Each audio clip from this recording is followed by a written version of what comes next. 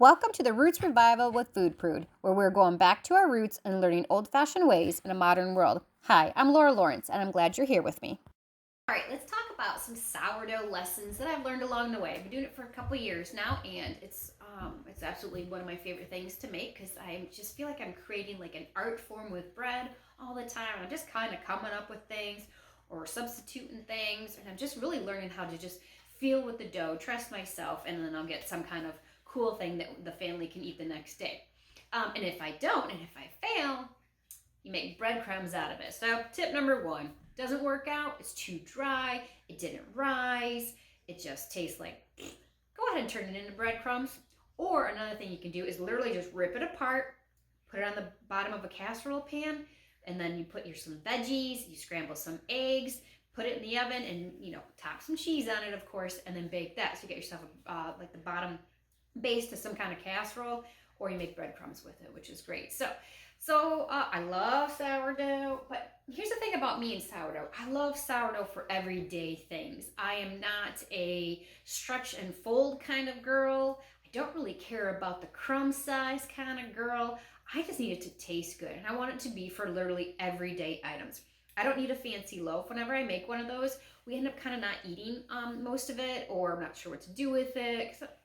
I don't know, just, you want warm butter or something, and you gotta wait for it to cool down for 5 hours, and then you can finally have it, and then what do you do with it? It probably makes good grilled cheese, but other than that, most of it goes to breadcrumbs, to be honest. So I like everyday stuff for sourdough, like muffins and pancakes and bread that I can turn into grilled cheese or toast for the breakfast and stuff like that. So pizza dough, oh my gosh, naan bread that you could just put cheese and chicken on, you got yourself a meal. Honey butter rolls, just things like that just fit into everyday life. So that's why my sourdough thing is called sourdough for every day. Everyday sourdough, every day. So let's talk about some of the sourdough stuff. Now, I have been coming up with a recipe to make tortillas, and there's a lot of different recipes out there for tortillas, right? A lot of them are discard tortillas and stuff like that. This is just whatever I have. Either I use discard, or I go ahead and use some kind of starter that I have on the counter at whatever level it wants to be at. Could be flat, could be starving, or it could be super active. It doesn't really matter. I just look at I end up going with the feel of the dough. But this is made, and you can see that it looks a little brown. These are made with probably at least most red hard wheat berries that we grind here. I love them. The red hard wheat berries have just added such a nice flavor to, instead of being like a traditional wheat flavor, I don't know, something about them is really top notch. We all really like it. So these were actually made yesterday. And my secret ingredient, that's not going to be a secret, right? I'm going to publish the recipe. It's lard, and it just makes it more soft and pliable. And these were actually made yesterday, and you can see I could still, look at that, was even a burnt one. Let's get one that's not burnt. Like this one, look at that. This is yesterday's. I made these last night for dinner for tacos, and they are still going to be foldable for today, right? That's lovely. So you fry them up in the cast iron. Then what I like to do is immediately put them in your dish towel like this, and then serve them just like this. It keeps the moisture and stuff like that. And then I just went ahead and I placed them in the Ziploc bag for overnight so that we could use them again today. So that is my tip and trick on any tortillas and stuff like that.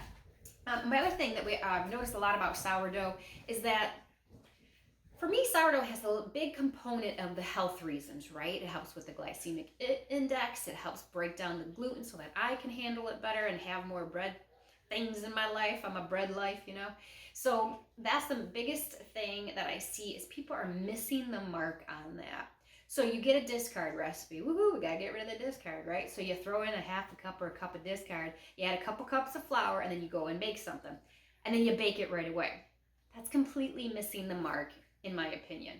Don't get mad at me, but in my opinion, it's completely missing the mark.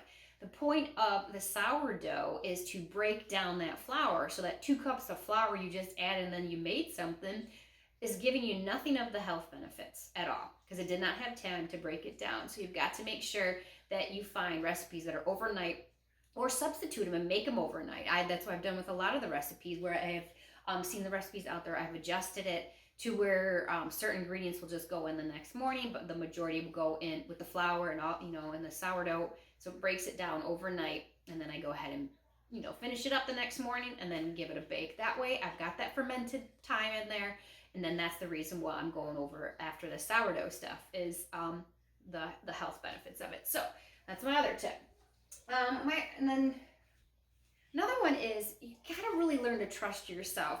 These sourdough starters are gonna behave differently because of temperature, humidity, what kind of environment that you're in. So mine's gonna look different and perhaps even act different than yours is out there, but that's okay. That's the fun part of it.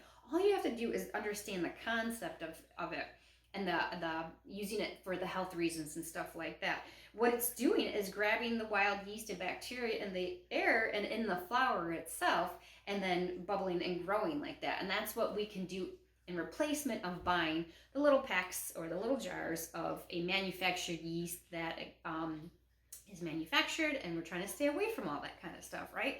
More stuff that just comes naturally instead of something that is manufactured. So we got to stay away from that.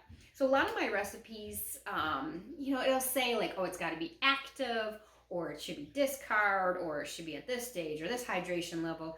Honestly, mine's at probably a 50% hydration level if you need to get down to the nitty gritty with it. And all my recipes or anything that I bake with, I kind of just grab whatever I have. So did I feed my starter 6 hours ago, 12 hours ago, 24 hours ago? Any of that time works for me, and then I go ahead and make it. This bread that I have right here, this is the sandwich loaf. It needs to go into the oven. As you can tell, it is fully proofed and ready to rock and roll. So I've got to get that in the oven before it deflates on me. But that was made with 24-hour ago fed starter. So it had the hooch on it. It was like, I'm starving, feed me, lady. I threw out the hooch, and then I just used a cup of very flat starter in there, mixed in the ingredients, and then let this sit for all day. And then I'm going to go ahead and bake it for in a little bit, really soon after I get off this video. As you can tell, it's about to get ding. All right, let's talk about the sourdough starter itself and learning to trust yourself and like the feel of certain recipes and stuff like that. So I want you to think about when you're whipping up some dough, when you've made muffins before, usually that dough, it's not really a dough, it's really just like a mix, right? And you use an ice cream scooper and you fill out your tins and you go ahead and bake it. That is a pretty watery dough, right? When you're making like a bread, an actual bread, that's more of a stiff dough, like a pizza or these tortillas. That's a stiff dough where you're using the dough hook. If you're using the dough hook like me, that's what I do. It's lazy. I love it. It's great. It works fantastic. I use that dough hook, and it's coming off the sides of the actual bowl, right? When it finally gets mixed, it's doing it. So that is called a stiff dough, right? And then there's like that medium dough, where you have your butter rolls or something like that. When you open them up, and it's just so soft, like a pillow, like you just want to take a nap with it. I mean, I wouldn't blame you if you did, or even judge you. Go for it. Don't forget the butter. But so that's more of a medium dough. So it's kind of different kinds of doughs that you're gonna be working with, but kind of think about that when you're doing a new recipe, or if you're thinking a recipe is working or not working. Think about, should this be stiff, or is it going to be too dry in the morning, or is it too watery and it's just gonna I'm not gonna be able to roll it out or pat it out to make pizza dough. Well, then you need to make it a little more stiff for when you guys go ahead and bake it. So learn to trust yourself. And a couple other tips would be about when you're mixing up, and you're like, should I add more water? Should I add more flour? What should I do? What kind of flour are you using? Are you using fresh ground berries? If you are, you need to let them soak in the liquid. I kind of like put all my ingredients in there.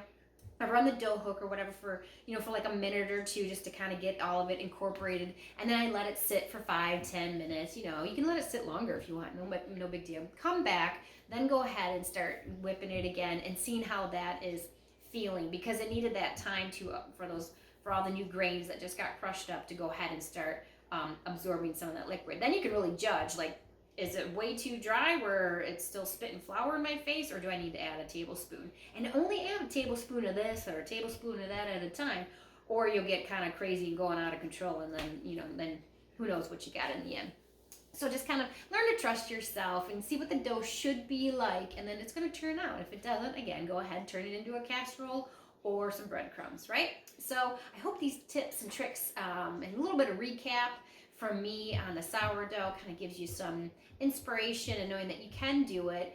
And if you mess up, that's okay. I do all the time, coming up with recipes, and it becomes something else. It's a fun science experiment, and that's what life's about, right? Things aren't perfect. That's sometimes how it goes. So go forth, bake, and eat, my friends.